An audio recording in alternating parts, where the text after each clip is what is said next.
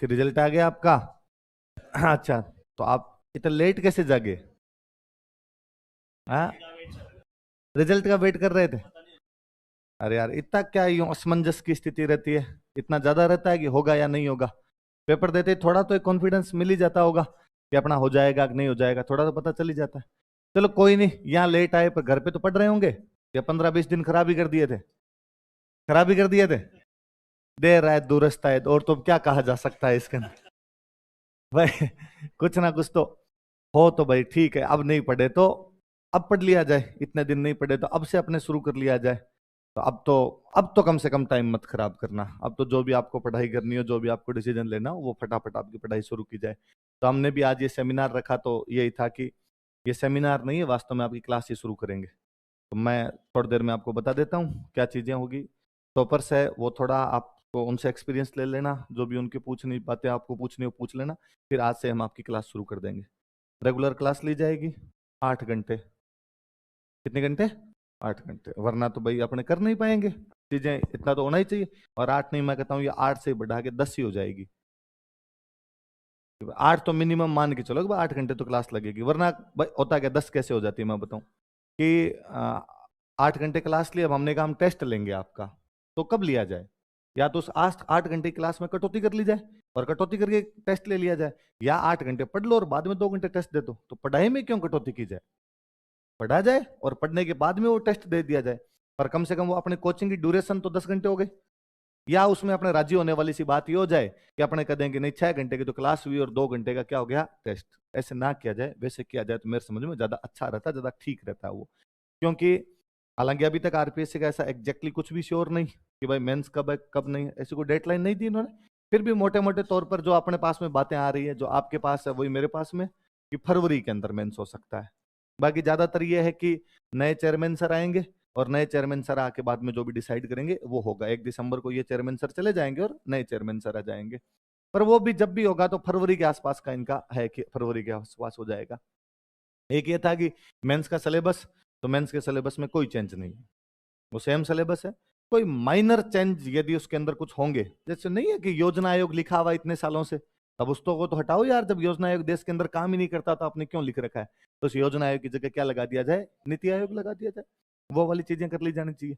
और इस प्रकार की जो भी चीजें जो कई जगह दो दो जगह आ रही है कि आपने ज्योग्राफी के अंदर भी वो कोई चीज लिख दी, वही चीज आप सोशोलॉजी के अंदर भी लिख रहे हैं, तो उनको हटा देंगे। थोड़ा सा जिस प्रकार प्री में थोड़े थोड़े चेंज किए थे, जो चीजें रिपीट हो रही थी उनको हटा दिया था, कुछ चीजें थोड़ी सी एक दो ऐड कर दी और एक दो हटा दी, उस प्रकार का चेंज है। बाकी कोई बड़े तौर पर मेंस के सिलेबस में चेंज भी नहीं है। तो अपने पास में एक तो टारगेट तो अपना सेट है कि ये इतनी चीजें और इतने टाइम के अंदर अपने को पढ़नी है। अच्छा, वैसे जब हम इस सिलेबस को उठा के देखते हैं तब अपने खूब यूं लंबा चौड़ा लगता है, और अपने को लगता है कि यार इतनी सारी चीजें कैसे पढ़ी जाएगी। भले ही अपने 15 दिन लेट है, मैं कहता हूँ 15 दिन जल्दी भी होते, आप इस महीने के शुरू में भी आगे होते, तो भी ये सवाल तो ये एक्सप्रेशन रहता है अपने सामने कि यार इतनी सारी चीजें इतने टाइम के अंदर कैसे कर ली जाती है। पर यदि आप उस सिलेबस को थोड़ा सा विश्लेषण करके देखेंगे, उस सिलेबस को थोड़ा सा बांट के देखेंगे, तो थोड़ी पिक्चर ज्यादा क्लियर दिखाई देती है। आप उसमें नोटिस कीजिए, वो जो 800 नंबर का पेपर है, उस 800 नंबर के पेपर में 450 नंबर का पेपर ऐसा है जो आपने प्री में नहीं पढ़ा, और 350 नंबर का पेपर ऐसा है जो आपने प्री में पढ़ा है। जो नहीं पढ़ा प्री में 450 नंबर का, उसमें एक तो चौथा पेपर जिसमें हिंदी और इंग्लिश है, कितने नंबर के आपके? 200। 200 नंबर की तो हिंदी और इंग्लिश। दो बड़े पेपर है जो आपने प्री के अंदर नहीं पढ़े थे, इथिक्स और पबेड। 6 छोटे छोटे पेपर है जो आपने प्री में नहीं पढ़े थे, साइकोलॉजी, सोशोलॉजी, आपका yoga and sports, business management, auditing और लॉ। 120 नंबर का ये, 130 नंबर का पबेड और इथिक्स, 250 नंबर का तो ये हो गया, और 200 नंबर की होगी आपकी हिंदी और इंग्लिश। ये 450 नंबर का पेपर वो है जो हमने प्री के अंदर नहीं पढ़ा था, या अनुमन अपने नहीं पढ़ते। बाकी पेपर बचा 350 नंबर का, उसमें वो 5 बड़े सब्जेक्ट हैं, हिस्ट्री, पॉलिटी, इकोनॉमी, ज्योग्राफी और साइंस। ये वो सब्जेक्ट हैं जो हम तमाम जिंदगी पढ़ते रहते हैं। प्री में भी यही पढ़े थे, जब प्री नहीं पढ़ रहे थे, कोई दूसरे एग्जाम की तैयारी कर रहे थे तो भी यही पढ़ रहे थे। ये अपना कहीं ना कहीं पढ़ा हुआ होता है। या कंपटीशन के एग्जाम में नहीं पढ़ा तो आपने यदि कोई ग्रेजुएशन तक भी पढ़ा था तो इन पे ज्यादा ध्यान दिया होगा, ये चीजें कहीं ना कहीं आपने पढ़ रखी होगी। स्टूडेंट मैं अक्सर देखता हूँ जब भी एडमिशन लेता है और करता है, या मैं भी किसी को सलाह दूं, व्यक्तिगत भी सलाह देता हूँ कि यार तुम पढ़ाई शुरू करनी चाहिए, तुम्हारा प्री हो गया, क्या पढ़ोगे तुम घर पे जाके? तो कहते सर मैं हिस्ट्री पढ़ लूँ, आज मैं ज्योग्राफी शुरू करूं, मैं पॉलिटी शुरू कर लेता हूं, या मैं इकोनॉमी या साइंस शुरू कर लेता हूं। स्टूडेंट के अक्सर दिमाग के अंदर नहीं आता कि मैं हिंदी शुरू कर लूं, या उसके ये कभी दिमाग में नहीं आता कि मैं पबेड और एथिक्स पढ़ लूं। वो जो 450 नंबर का पेपर है, यदि कोई वहां मेहनत करे, उस पर फोकस करे बहुत ढंग से, तो वहां पर बहुत अच्छे नंबर लाए जा सकते हैं। हिंदी इंग्लिश वाले को यदि छोड़ दिया जाए बाकी मैं चीजों की, जो 250 नंबर का पेपर है उसका सीधा सा सिस्टम है, उसमें अच्छी बात यह है कि सिलेबस छोटा है। पबेड एथिक्स जरूर थोड़ी सी लंबी हो जाती है, पबेड सीमित है, और 20-20 नंबर वाले तो और सीमित है। नंबर 20 और पेज 20 ही होते हैं पढ़ने के लिए, उनके काम की चीजें 20 पन्ने की होती है उनके अंदर। 20 पन्ने में लॉ है, 20 में कोई मैनेजमेंट है, 20 के अंदर ऑडिट है आपकी, 20 में सोशियोलॉजी है, 20 में साइकोलॉजी है। बड़ी बड़ी चीजें इतनी होती है। अच्छी बात यह है कि बहुत छोटा सा सिलेबस होता है उसका। उसमें एक कमी यह होती है कि उसकी लैंग्वेज एग्जैक्टली वो याद करनी पड़ती है जो नोट्स के अंदर है। उसमें वहां नोट्स के अंदर जो लिखा हुआ है वो वैसा का वैसा यदि याद हो गया आपके, तब तो आपको नंबर मिलते हैं। कुल मिला के जो अपनी देसी भाषा में कहते हैं कि आप अपनी तरफ से नहीं लिख सकते उनमें। हिस्ट्री के क्वेश्चन में लिखा जा सकता है। हिस्ट्री के क्वेश्चन में क्वेश्चन पूछा कि सविनय अवज्ञा आंदोलन के बारे में आप क्या जानते हैं? मैंने उस आंसर को लिखा, तो मैंने लिखा तब इतनी तारीख को गांधी जी इतने आदमियों के साथ यहां से रवाना हुए, इतनी तारीख को यहां पर पहुंचे, जिसे हम दांडी यात्रा के नाम से जानते हैं, और इससे सविनय अवज्ञा आंदोलन प्रारंभ हुआ, जो इतनी तारीख को इरविन के साथ समझौते के साथ समाप्त हो गया था। ऐसी बातें की जा सकती है। 20 शब्दों में पूछा तो ये बात लिख दी, 50 शब्दों में पूछा तो हमने और लिख दिया, कि फिर दूसरे चरण में सेकंड गोलमेज सम्मेलन के बाद में दोबारा शुरू हो गया था। इस लाइन को आप यदि अपने तरीके से लिखना चाहो दूसरे तरीके से लिख सकते हो। आप सीधा लिख दो कि साबरमती आश्रम से दांडी तक की गई गांधी जी की नमक यात्रा से सविनय अवज्ञा आंदोलन प्रारंभ होता है, जो गांधी इरविन समझौते के साथ में समाप्त हो जाता है, और जिसने भारत की आजादी को नजदीक लाने का काम किया था। पूर्ण स्वराज या जो भी इस प्रकार की एक आदि बात और जोड़ सकते हो, मतलब आप अपनी तरफ से कुछ ना कुछ घुमा सकते हो। उन बाकी वाले आंसर के अंदर आप ऐसा कुछ भी नहीं कर सकते। उसमें वहां जो लैंग्वेज लिखी हुई है एग्जैक्टली वैसे वैसी लैंग्वेज आपको याद करनी पड़ती है, वैसी वैसी लैंग्वेज लिखनी पड़ती है। पर ये अच्छी बात है कि इधर उधर ज्यादा मुंह मारने की आवश्यकता नहीं। वो जो नोट्स में लिखा हुआ है, वो जो सर ने पढ़ाया है, एग्जैक्टली उतना उतना याद कर लिया जाए, वैसा का वैसा लिख दिया जाए, उसे नंबर आ जाते हैं। यदि उस 250 नंबर पे कोई मेहनत करे, बहुत ढंग से मेहनत करे, वहां पर बहुत अच्छे नंबर लाए जा सकते हैं। अक्सर मैंने स्टूडेंट को sociology, psychology, business management, auditing, yoga, sports, law, इनकी इज्जत करते हुए भी नहीं देखा। और उन सब्जेक्ट को लगता है कि यार कम से कम इज्जत तो दो, 20 नंबर के इसका मतलब ये थोड़ी है। स्टूडेंट को लगता है ये मैं पढ़ लूंगा, अरे ये तो मैं देख लूंगा, बाद में देख लूंगा, यार ये पहले इकोनॉमी जो 65 नंबर की है, 70 नंबर की है, हिस्ट्री जो 70 नंबर की है, मुझे पहले ये करनी है, इसको मैं बाद में कर लूंगा। वो कोई साइकोलॉजी, सोशोलॉजी को छोड़ के जाता है, या लास्ट में थोड़ा बहुत पढ़ के जाता है, तो 20 में से नंबर आते हैं 6। थोड़ा सा ढंग से पढ़ के गया होता, 20 में से नंबर आते हैं 15। एक के पीछे 9-10 नंबर का फर्क पड़ गया। अभी एक में 9-10 का फर्क है, ये 6 सब्जेक्ट के अंदर जाके फर्क हो जाता है 50-60 नंबर का। इसलिए उन सब्जेक्ट पे बहुत अच्छा ध्यान देना है, बहुत अच्छा पढ़ना है। हिंदी और इंग्लिश वाले पेपर तो आजकल इस प्रकार का हो गया है कि जिसके हिंदी इंग्लिश में नंबर आएंगे उसका सिलेक्शन होगा, जिसके हिंदी इंग्लिश के अंदर नंबर नहीं आएंगे उसका सिलेक्शन नहीं होगा। सिंपल सी गणित हो गई है वो अपने आप में। मेरे एक दोस्त, पिछली बार उनके 338 नंबर थे, कट ऑफ से 6 नंबर पीछे, है ना, 344 गई कट ऑफ, 338 नंबर। तो कहा यार थोड़े से नंबर से चूक गए, वरना इस बार इंटरव्यू कॉल हो जाता अपना। ठीक, मार्कशीट आई, मार्कशीट आई तब पता चला कि हिंदी इंग्लिश वाले पेपर में नंबर है 60। तो उन्हें पता चला यार इस पेपर में अपने नंबर नहीं आए, इस पेपर में यदि अच्छे नंबर होते तो अपने सिलेक्ट ही हो जाते हैं। इस पेपर में यदि 100 नंबर भी आ जाते तो 6 नंबर ये अपने कट ऑफ से 33-34 नंबर और ऊपर चले जाते, इतने नंबर ऊपर जाते तो सिलेक्शन हो जाता। अब फाइनल रिजल्ट आया, फाइनल रिजल्ट आया, जिन लोगों के सिलेक्शन हुए उनके देखे, अपनी कोचिंग से 24वीं रैंक पर है पद्मा चौधरी। पद्मा मैम के हिंदी इंग्लिश वाले पेपर में नंबर है 150, 148। कितने नंबर है?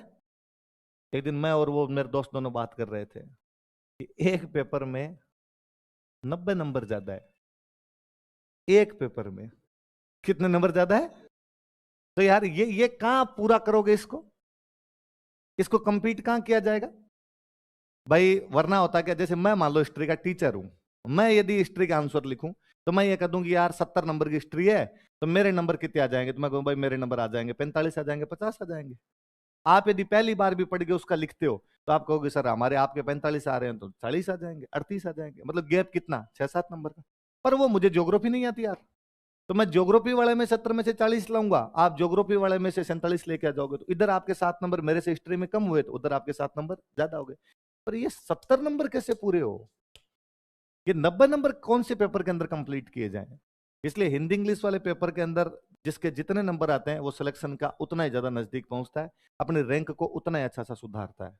अच्छा, सब्जेक्ट को थोड़े टाइम में पढ़ के भी तैयार किया जा सकता है। कोई बंदा कहेगा भाई इथिक्स, पबेड या छोटे वाले सब्जेक्ट मैं 5-7 दिन लगातार ये पढ़ूंगा तो इसमें मेरी तैयारी हो जाएगी। वो सब्जेक्ट नहीं है। अक्सर लोग हिंदी इंग्लिश को सब्जेक्ट समझने की कोशिश करते हैं, वो लैंग्वेज है। लैंग्वेज 5 दिन में और 7 दिन में नहीं आती। लैंग्वेज के लिए आपको टाइम देना पड़ता है। इसलिए कोशिश करें कि जब तक आपका मेंस है, जब कभी वो फरवरी के अंदर हो, वो आपका मार्च में हो या बाद में हो, अपने फरवरी मान के चला जाए। ऐसा कोई दिन ना बीते जिस दिन आप हिंदी इंग्लिश ना पढ़े।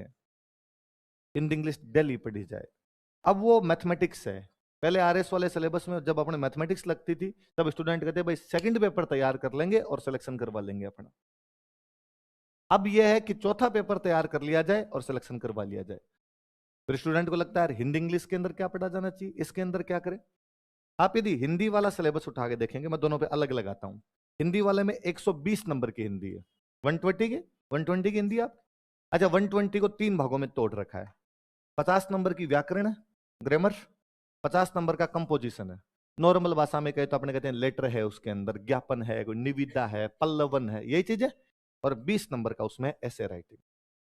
ये मतलब 70 नंबर का तो वो हो गया एक तो प्रकार से कंपोजिशन मान लो ऐसे राइटिंग को भी आप, और 50 नंबर की क्या है, ग्रामर।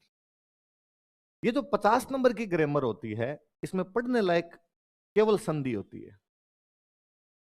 पढ़ने लायक केवल क्या होती है, 4 नंबर की। कितने नंबर की? स्टूडेंट संधि पढ़ता है, इसके अलावा कुछ ही नहीं पढ़ता रहता। पढ़ाते भी है क्लास के अंदर तो भी संधि पढ़ाई जाती है। स्टूडेंट भी घर पे जाके पढ़ता है तो संधि पढ़ता है। आए कितने नंबर की? बाकी में पढ़ाए जाने लायक कुछ भी नहीं होता। कोई टीचर विलोम शब्द कैसे पढ़ा सकता है और क्या पढ़ा सकता है उनमें? हालांकि हमारे फाउंडेशन बैच होते हैं उनमें हम पढ़ाते ही हैं बच्चों को। मैं हिस्ट्री पढ़ाता हूं तो भी मैं उनको फाउंडेशन वाले बैच के अंदर डेली कहता हूं कि तुम 20 विलोम शब्द याद करके आना, कल मैं पूछूंगा तुमसे 20 विलोम शब्द। अब मेरी हिस्ट्री क्लास मान लो महीने भर तक चलती है, तो बच्चों के मैंने 10 दिन में विलोम शब्द याद करवा दिए, 10 दिन में पर्यायवाची याद हो गए, तो धीरे धीरे उन बच्चों से याद करवा लेते हैं। पर अपने को तो पता है अपना तो मेंस है, अपने तो ये भी कोई करवाने वाला होगा नहीं, अपने को तो खुद ही करना पड़ेगा अपने आप के अंदर। उन बच्चों को तो पता है भाई हम तो अगली वैकेंसी की तैयारी कर रहे हैं, तो ठीक है, हैबिट में पड़ जाए तो भी धीरे धीरे सीख जाएंगे। विलोम शब्द, पर्यायवाची, शब्दयुग्म, वाक्यांश के लिए एक शब्द, लोकोक्तियां, मुहावरे, इस प्रकार की जो भी चीजें हैं, ये दुनिया का कोई भी मास्टर पढ़ा नहीं सकता, खुद पढ़नी होती है। और मारवाड़ी की डंकी से कहा होता है कि मरिया बिना स्वर्ग को नहीं। स्टूडेंट यदि इसमें बैठा रहे कि नहीं ये तो मुझे कोई सिखा देगा, तो नहीं सिखाई जा सकती। इसलिए डेली शाम का 1 घंटा तो इस पे निर्धारित करना है, पूरा डिवोट करना है इसको, कि मैं केवल और केवल ये चीजें पढ़ूंगा। मैं कहता हूं यदि कोई इस पर मेहनत करे, इस 50 नंबर पे मेहनत करे, मैंने लोगों के 48-48 नंबर आते हुए देखे हैं। ये मैथमेटिक्स है।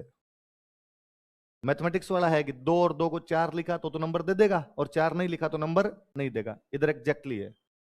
अर्वाचीन लिख रखा है, विलोम शब्द में प्राचीन लिख दिया तब तो नंबर है। आपने को पुराना लिखा, पुरातन लिखा तो अगले नंबर नहीं दिए। तूने प्राचीन होता है तो तू प्राचीन लिख इसकी जगह, तो मैं नंबर दूंगा, वरना तेरे को नंबर नहीं दूंगा। असूया का विलोम शब्द अनसुया होता है। अनसुया में यदि सु की मात्रा बड़ी लगा दी तब तो नंबर है, वो मात्रा नहीं लगा पाई ढंग से तो नंबर नहीं है। ये चीजें कोई नहीं सिखा सके, ये खुद ही करनी पड़ती है।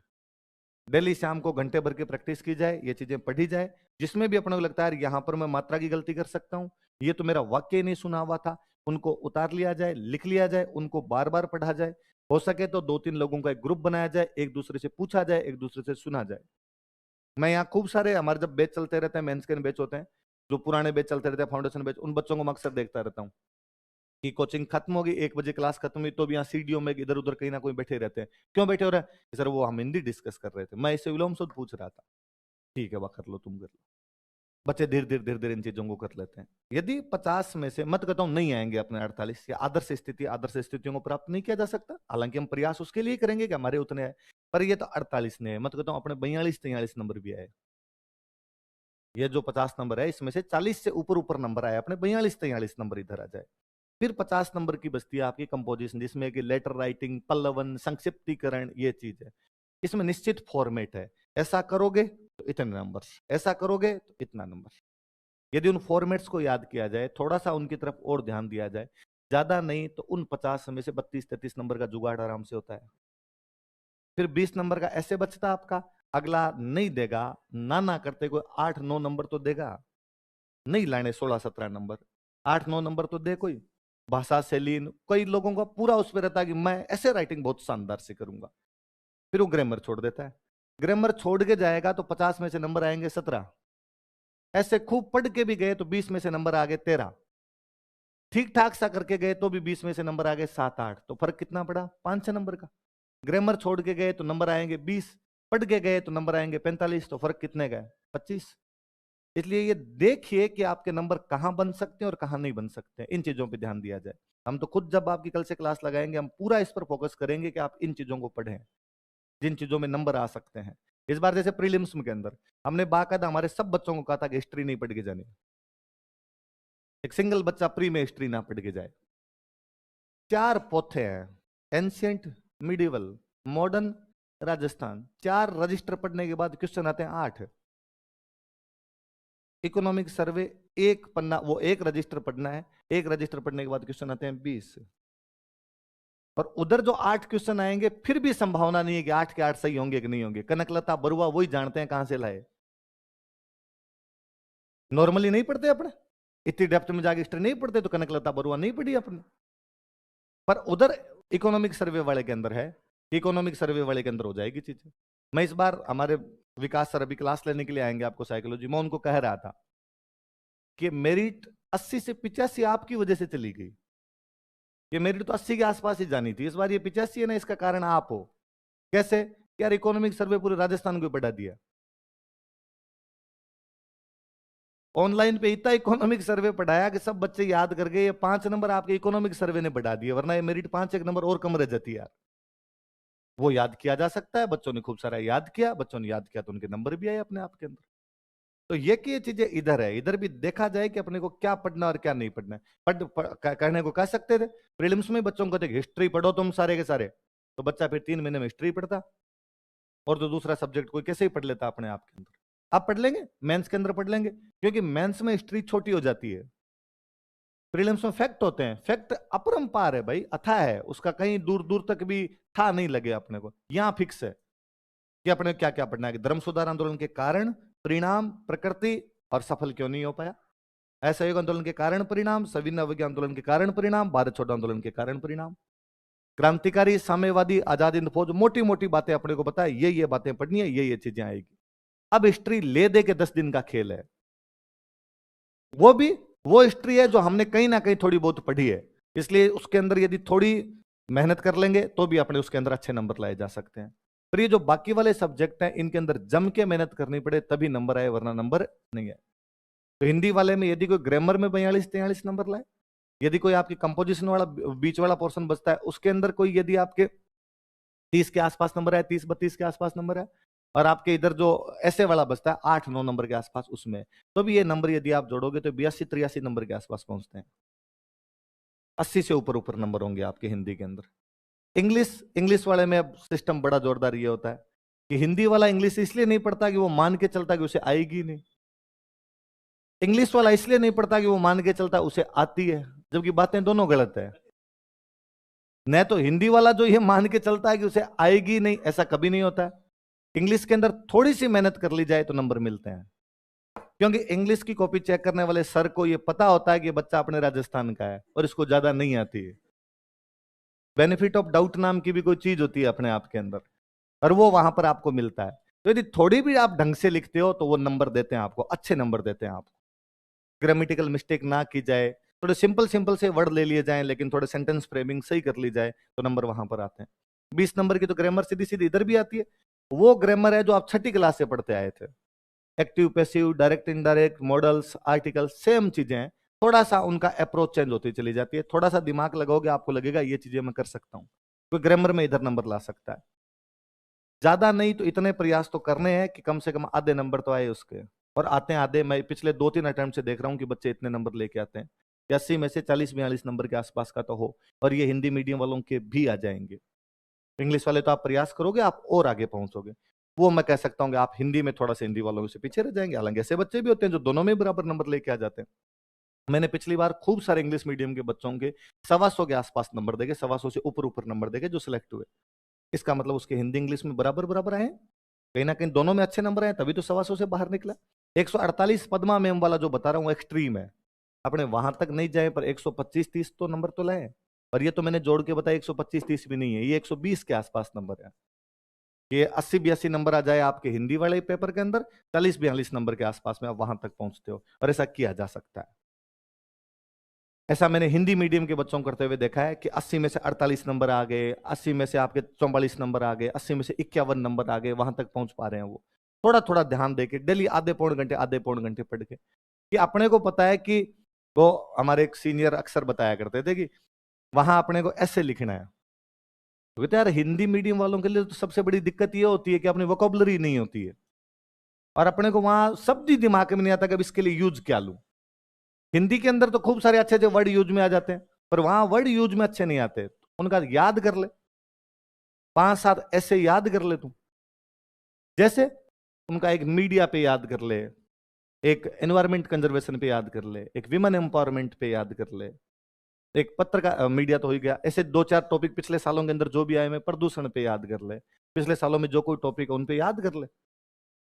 फिर क्या हो जाएगा, मैंने 6-7 ऐसे याद भी कर लिए, तो कहा जैसे छोटी क्लासों में करते थे, हंगरी फॉक्स सृष्टि करो सारी याद कर लिया करते, और एग्जैक्टली वैसे लिख के आ जाते थे। अरे तो वहां तो वही सेम आ जाएगा, सृष्टि करो हंगरी फॉक्स आ जाया करती थी, यहाँ वो थोड़ी आएगा, उनका नहीं आएगा मुझे पता है।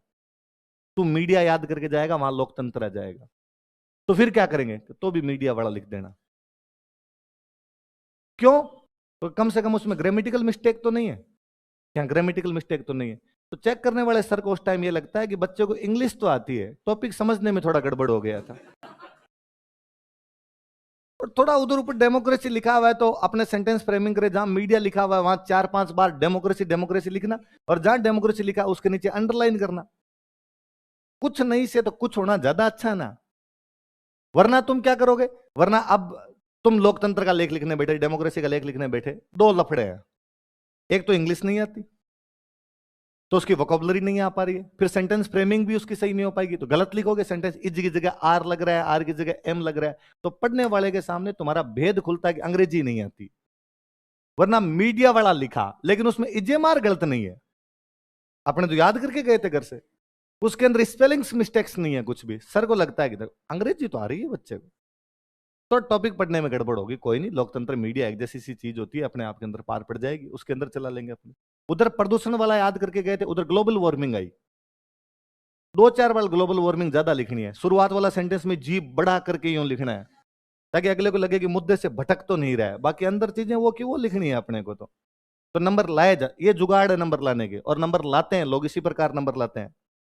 और कोई विद्वान बनने की ज्यादा आवश्यकता भी नहीं, कोई समझे कि नहीं इसमें तो मैं विद्वान ही बनूंगा, तो फिर तो विद्वान वाला काम किया जाए, फिर तो इंग्लिश को ही डिवोट किया जाए, अपने तो जैसे तैसे करके नंबर लाने का तरीका।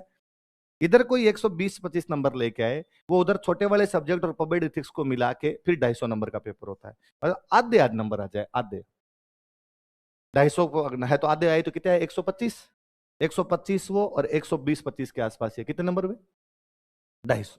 कितने नंबर हुए, 250, 450 में से कितने, 250, पीछे पेपर कितना बचा, 350 नंबर का। 350 नंबर में क्या बचा, Hindi, sorry history, polity, economy, geography और साइंस, वो जो हमने हमेशा पढ़ी है, वो जिसको प्री में भी हम पढ़ गए थे, वो जो हमें आती है, वो जिसको थोड़ा थोड़ा पढ़ेंगे तो भी हो जाएगा। मैं कहता हूं इसमें 150 नंबर भी आ जाए, 350 में से 150, और इतनी आपको अभी भी आती है। मतलब आज भी आपको मैं हिस्ट्री का पेपर पकड़ा दूं तो आप उसके अंदर जीरो नहीं छोड़ेंगे, आप उसमें खूब सारा लिख देंगे। राजस्थान के किस राजा ने अंग्रेजों के साथ सबसे लास्ट में संधि की थी, प्री में पढ़ के आए थे थोड़ा बहुत तो। मारवाड़रा परगनारी विगत के लेखक का नाम बताइए, प्री में पढ़ गए थे, तो ये क्वेश्चन उधर आते हैं। तो कोई 150 नंबर तो ना करते लेके आए इसके अंदर। पर 250 150 इसमें तो रैंक आ जाती है। पर बंदा इस 450 की तैयारी करता ही नहीं, बंदा उस 350 में अपना पूरा जी जान जोखिम में लगाता है एकदम, कि मैं हिस्ट्री बहुत ढंग से कर लूंगा, पॉलिटी बहुत ढंग से कर लूंगा, इकोनॉमी बहुत ढंग से कर लूंगा। हाँ पढ़ने वो भी पढ़ने, छोड़ के कुछ भी नहीं जाना, सब पढ़ के जाएंगे अपने। पर आपको तय करना पड़ेगा कहां पर ज्यादा टाइम लगाना है, कहां पर कम टाइम लगाना है, किसको वरीयता देनी है, किसको वरीयता नहीं देनी है। तो ये थोड़ा सा सोच के चलेंगे।